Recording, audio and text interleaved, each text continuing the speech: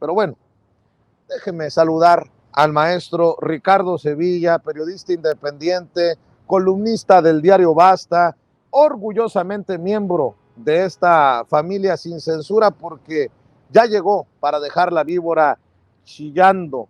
Y bueno, primero preguntarte, mi querido Ricardo, después de saludarte, buenos días, ¿qué piensas de lo que dijo el presidente Andrés Manuel López Obrador de que si es posible va a demandar al abogado defensor de Genaro García Luna por daño moral? Si bien es cierto, lo ha mencionado Toño, lo confirmo yo, muchos de estos procesos legales no llevan a algún lado, pues sí pueden sentar un precedente y por lo menos ante la opinión pública demuestra un presidente que defiende su honorabilidad, que defiende su reputación a capa y espada. ¿Cómo estás, Ricardo? Muy bien, querido Vicente, público memorioso. En efecto, yo coincido con esto. Sienta un precedente porque no es solamente la respuesta que te da ayer durante la pregunta que le haces al abogado de Genaro García Luna, que no le importa lo que piensa el presidente de México, que no vive aquí. No es solamente eso, es lo que ha preguntado, esta compenetración que existe con respecto al caso de Genaro García Luna. Sabemos perfectamente que los abogados suelen compenetrarse con sus defendidos, no hay ningún problema, pero aquí parece que ya hay una completa empatía, ya este personaje está tratando de manipular al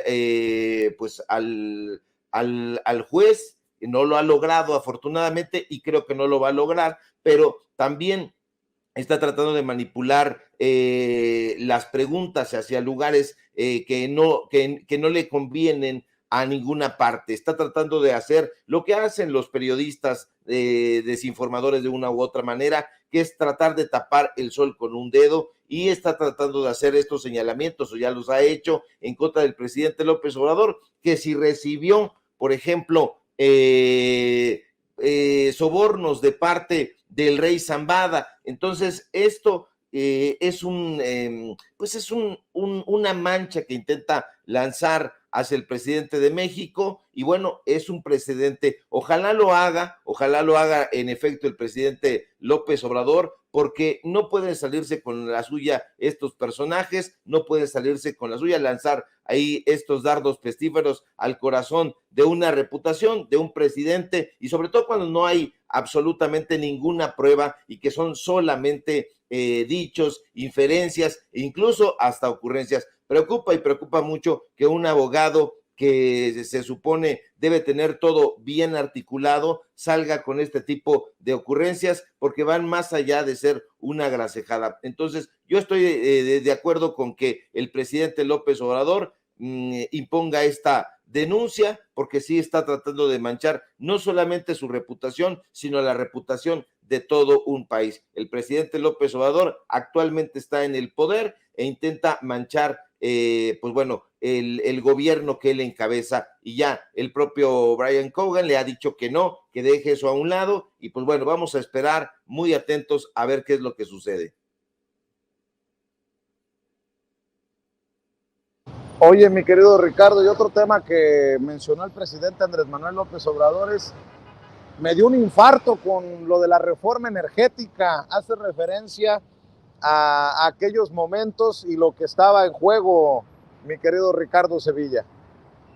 Estamos transmitiendo completamente en vivo y en directo, y a la brevedad seguimos conversando con el maestro Ricardo Sevilla. Oye, uno está por acá en Nueva York, pero no creas que me he despegado del todo de las noticias. Cómo hay declaraciones, cómo hay noticias, qué intenso sigue este año, y más intenso se va a poner a medida que avancemos rumbo a la fecha de elecciones, tanto en el Estado de México como en Coahuila. Eso te lo firmo donde quieras, mi querido Toño.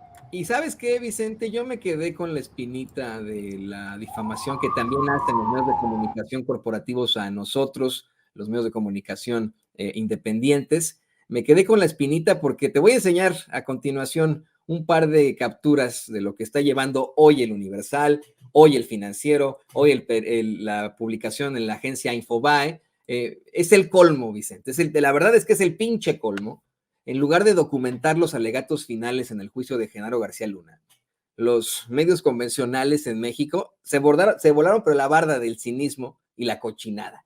Miren lo que llevan en sus pantallas y en sus páginas medios como Infobae, El Financiero o el mismo Universal, el cual fue exhibido en el juicio de presuntamente pues, recibir chayotes millonarios de manos de precisamente García Luna.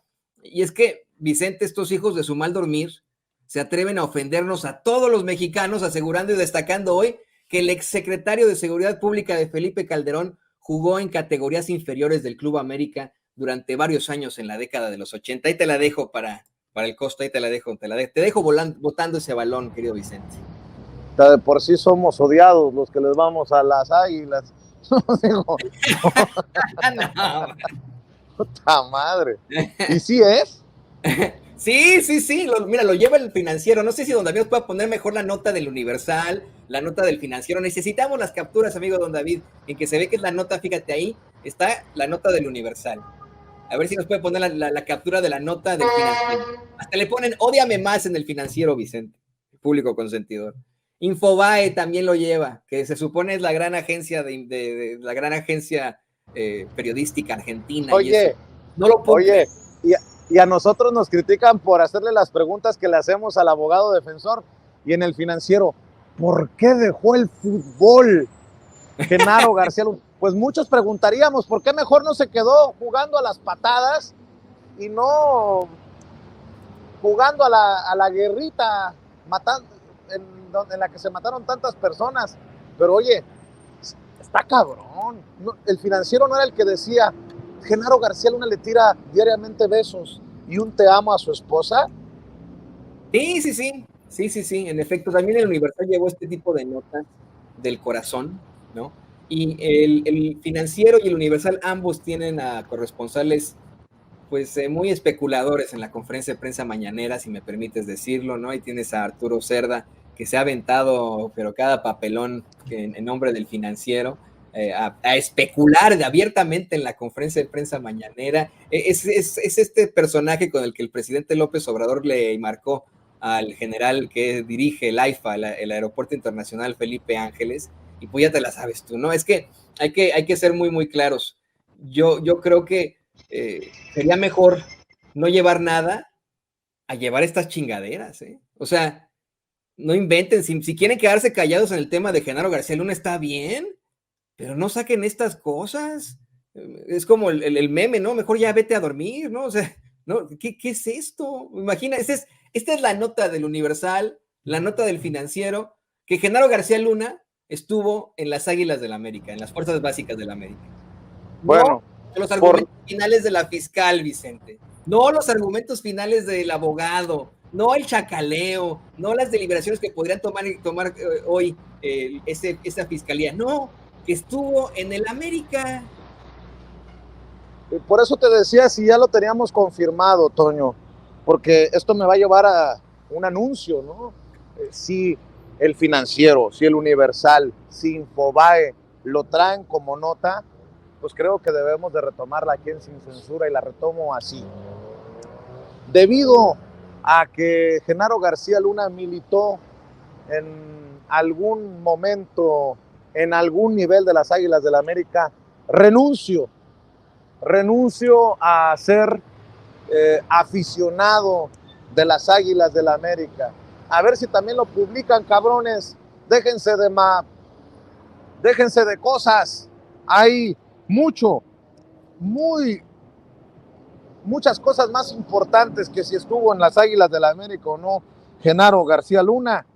Si estuvo en las filas de las Águilas del América es irrelevante. Se le acusa de estar en las filas del cártel de Sinaloa, hijos de la chingada.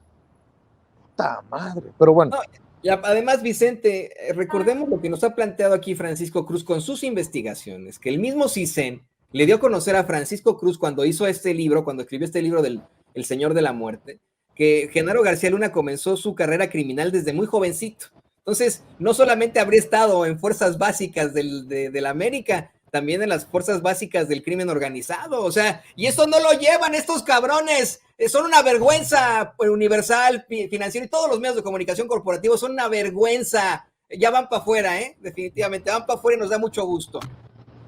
Así es, mi querido Toño, ya tenemos el enlace nuevamente con el maestro Ricardo Sevilla, periodista independiente, columnista del diario Basta y orgullosamente miembro de esta familia sin censura. Querido Ricardo, el presidente señalaba que cuando los tiempos de la reforma energética le da aquel infarto, retoma este tema y bueno, con todo lo que viene a su alrededor. Mi querido Ricardo, véngase. Sí, ya me estaba yo infartando también, querido Vicente, porque algo pasó aquí curiosamente con la señal de internet, curiosamente. Pero en efecto, hoy durante su conferencia mañanera, el presidente López Obrador reveló que al intentar frenar la reforma energética de Enrique Peña Nieto, sufrió un infarto. Y se entiende perfectamente, porque solo a un indolente, solo a un apático le daría igual verse al país yéndose al caño, al despeñadero y no sentir nada. Y así es precisamente como ha actuado la oposición, con desidia, con negligencia y con total desinterés hacia las necesidades y anhelos del pueblo de México. Porque sí, México tiene necesidades y necesidades esenciales que desde la época de la colonia deberían haberse atendido con interés y empatía, pero no se atendieron. Al contrario, se agudizaron. Y es que fíjate, desde que el PRI llegó prácticamente y desde su fundación al poder, desde 1929 hasta el triunfo del incompetente Vicente Fox en el 2000, no fue capaz de atender y encarar las necesidades de la gente como se debía. Porque quienes tienen la memoria corta y la lengua larga quieren que olvidemos que el PRI, que nació como un proyecto disque revolucionario que buscaba reestructurar la sociedad mexicana, terminó convirtiéndose en un sistema de partido hegemónico en el que la concentración del poder, las prácticas autoritarias y la corrupción, sobre todo, dieron forma a un sistema que hoy ha sido denominado como la dictadura perfecta. Y esas necesidades esenciales de México, que son necesidades básicas como la alimentación, la educación, el derecho a la vivienda y no un cuchitril, una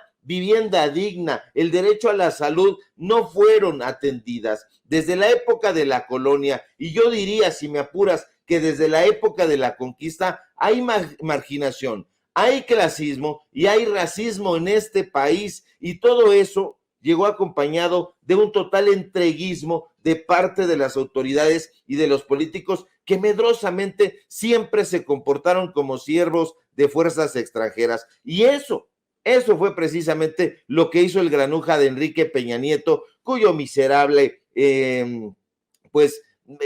trabajo y hacen que usted lo conozca perfectamente, porque no solamente fue un incompetente, fue un corrupto, y una de esas corruptelas, acaso de las corruptelas mayores, fue la famosa reforma energética que, como dijo el presidente esta mañana, llevó a la Comisión Federal de Electricidad al servicio de empresas privadas. No se necesita ser un genio para percatarse que desde la concepción de esa dichosa reforma del sexenio anterior, la empresa eléctrica mexicana fue condenada a su desaparición. Aquel miserable cambio legislativo, que por cierto tuvo la anuencia y el apoyo del PRIAN, dio ventaja a grandes empresas, puesto que el modelo que se implementó hacía que la CFE cargara con las pérdidas al tener plantas detenidas mientras era obligada a comprar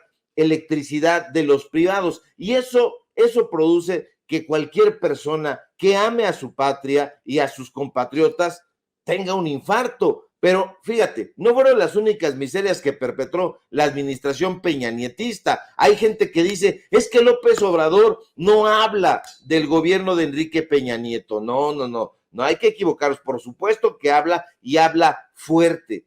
Ahora, hay que recordar que el caso que marcó la administración de Peña Nieto, que por cierto el presidente iba a ir un poquito a desarrollar ese tema, a la mera hora ya no lo desarrolló, pero fue la infame la Casa Blanca, cuando en noviembre de 2014, hay que recordarlo, una investigación periodística, porque sí sirve el periodismo de investigación, reveló que Angélica Rivera, la esposa de Peña Nieto, había comprado una casa de $7 milloncitos en una exclusiva zona residencial aquí en la capital de México. ¿Se acuerda usted que la modesta casita le fue comprada al empresario Juan Armando Hinojosa Cantú, dueño del Supertransa Grupo IGA, un contratista, por cierto, del gobierno muy cercano a Peña Nieto? ¿Se acuerda usted de esa miseria? ¿Se acuerda usted del super show que salió a protagonizar la actriz de telenovelas Angélica Rivera, tratando de explicar lo inexplicable? Dijo que es que la casa había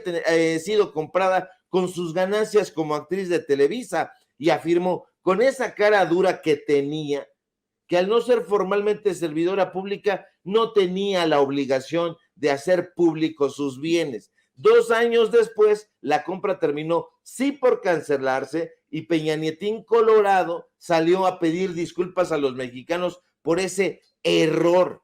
Pero solo pasó un mes, Vicente, cuando el diario estadounidense The Wall Street Journal descubrió en el registro de la propiedad que el entonces secretario de Hacienda y luego canciller Luis Videgaray también le había comprado, qué casualidad, una casa a Hinojosa Cantú. ¿Y dónde cree usted que estaba la modesta casita? Pues en el exclusivo club de golf de Malinalco, en el Estado de México, hasta este momento, desafortunadamente, todavía bastión del PRI.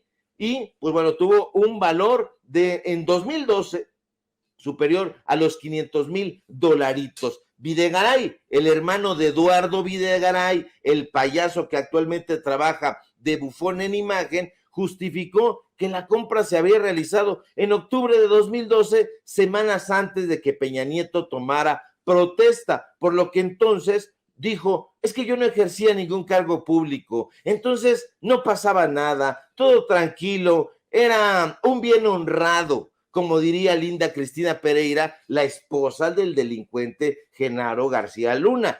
¿Cómo realizó la compra Videgaray, el hombre de todas las confianzas de Peña Nieto? Igual que la realizó en su momento Genaro García Luna, el hombre de todas las confianzas de Felipe Calderón, mediante un crédito. Un crédito. Vaya créditos que le dan a estos granujas, Vicente, porque si usted intenta, usted y yo, solicitar un crédito para que le fíen las tortillas, ya le quieren pedir las escrituras de la casa de su mamá y de su abuelita. Entonces, estos personajes son de verdad algo vomitivo. Y es muy preciso esto que dice el presidente López Obrador. No hay que olvidar, porque se tiende a olvidar, y no debemos hacer eso. Debemos construir este paseo por la memoria para que la gente recuerde todo ese pasado de porquería. 70 años estuvo el PRI en el poder y no pudo ocuparse de las necesidades básicas de la población. 12 años estuvo Acción Nacional cogobernando con el PRI y tampoco hizo nada sino enriquecerse. Y vea usted a uno de los altos funcionarios del gobierno de Fox y de Calderón, está ahí donde te encuentras tú, querido Vicente, haciendo esta cobertura, porque resulta que el secretario de Seguridad Pública era un criminal, un narcotraficante, y ahora tenemos que estar reportando este tipo de cosas justamente que tienen que ver con Acción Nacional y concretamente Felipe Calderón y Vicente Fox. Pues mi querido Ricardo, como siempre, te voy a pedir que cerremos invitando a la gente a que se sume a tus espacios, tanto en periódico como en redes, como en YouTube. Mi querido Ricardo, cerremos con la información, por favor, maestro. Claro que sí, querido Vicente, público memorioso, síganme, por favor, necesitamos esa fuerza, ese empuje, ese tesón, para que, como dice mi querido Toño, se acabe la hora de los medios de comunicación corporativos. Síganme, por favor, en Twitter, @Sevilla Crítico, en Facebook, Ricardo Sevilla, así nada más. Síganme, por favor, en el Diario Basta, donde soy columnista. Síganme, por favor, en Paralelo 24, en Los Datos Duros. Hoy tenemos informativo en punto de las 8:30. Síganme, por favor, por supuesto, aquí en La Familia Sin Censura, donde estamos participando al filo de las 11 de la mañana. Si todo marcha bien, ojalá que sí, nos encontramos por aquí el día de mañana. Un fuerte abrazo, querido Vicente. Claro que sí, Ricardo. Un abrazo al maestro Ricardo Sevilla, que siempre habla con nosotros sin pelos en la lengua, sin censura.